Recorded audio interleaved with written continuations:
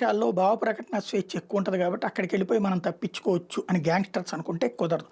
మొన్న మధ్యన ఇస్లామిక్ టెర్రరిస్ట్‌కి సంబంధించినటువంటి వాడిని ఒకడిని భారతదేశానికి అప్పగించింది అమెరికా.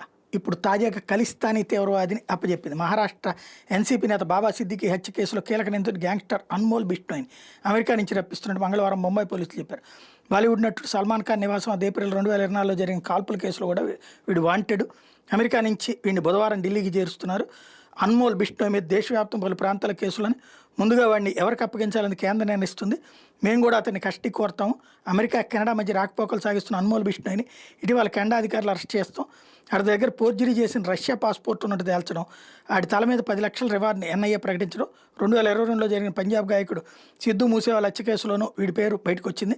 24 అక్టోబర్ 12వ తేదీ రాత్రి ముంబైలోని బాంద్రా ప్రాంతంలో తన కొడుకు జేషన్తో కలిసి ఉండగా మాజీ మంత్రి బాబా సిద్దికీని దుండగులు కాల్చి చంపింది.